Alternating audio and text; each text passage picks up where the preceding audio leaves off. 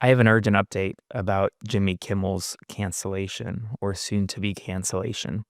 We're now learning that ABC executives, Disney executives, and the executives of the affiliate broadcasting networks met in emergency meetings leading up to Kimmel's suspension late last night. And they agreed, almost all of them, according to Rolling Stone, that what Kimmel did not cross a line. But they still went forward with the suspension. Why? Because of fears of retaliation from Donald Trump and the Trump White House.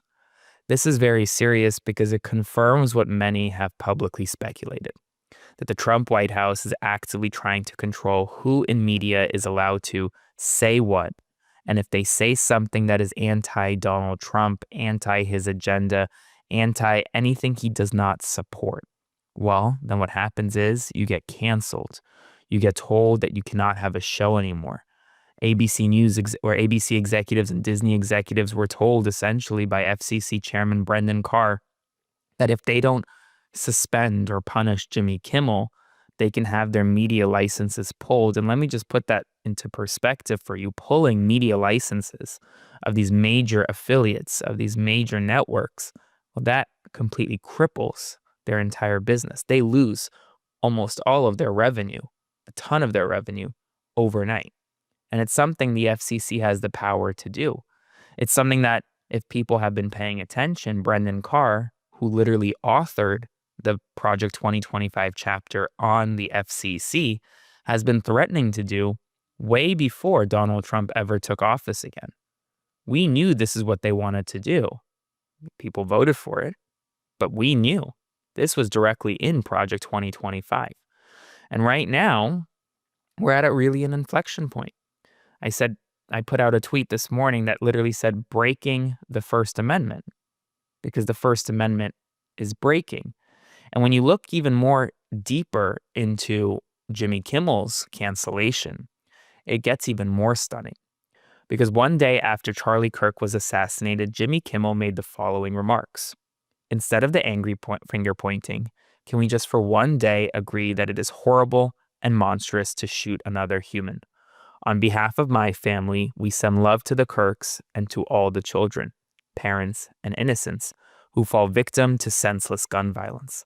Those were his remarks one day after Charlie Kirk was shot. And the clip that got him, quote unquote, canceled, well, all he did wrong was suggesting that MAGA may have been associated with Tyler Robinson, the alleged shooter of Charlie Kirk. That clip got Kimmel's show on suspension. Why? Simply because he said something that the White House, that Donald Trump didn't like. And before I continue, now more than ever, independent media has never been more important than before. So make sure to subscribe to support my work. We'll continue building something that never caves to this White House.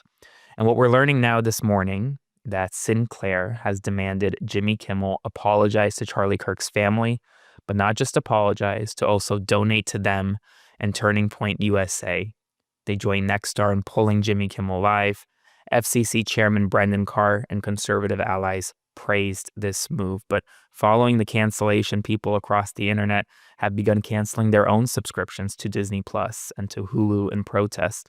And the Writers Guild of America, Screen Actors Guild, and American Federation of Musicians expressed support for Kimmel, condemning ABC's suspension of his show as silencing dissent and government overreach. And well, NBC, you're next. Donald Trump says now that NBC should essentially fire Seth Meyers and Jimmy Fallon.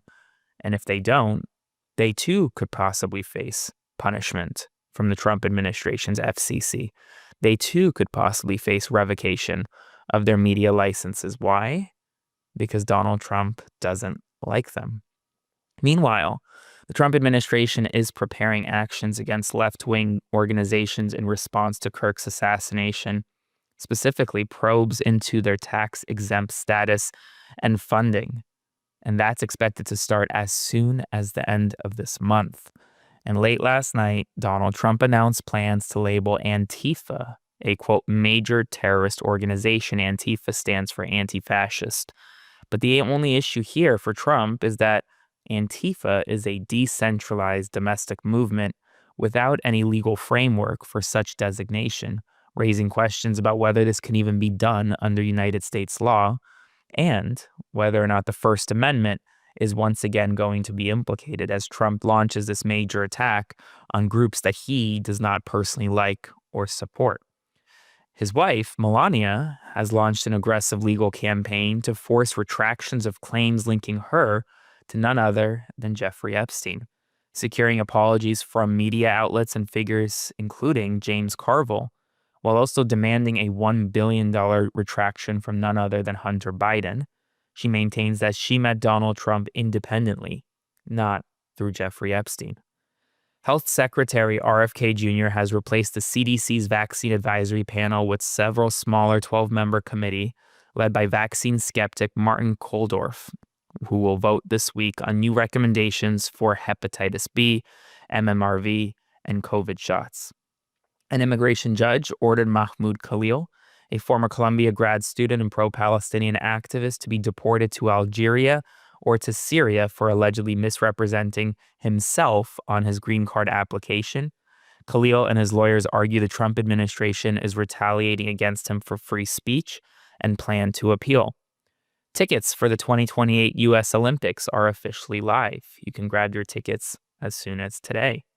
2 Romanian men filed lawsuits accusing former Harvest Christian Fellowship pastor Paul Havsgaard of years of child sexual abuse and trafficking at a Bucharest shelter. Folks, that's all the news right now. I'm sure it's going to be a very busy news day, but I will say this on a personal note. It really is scary.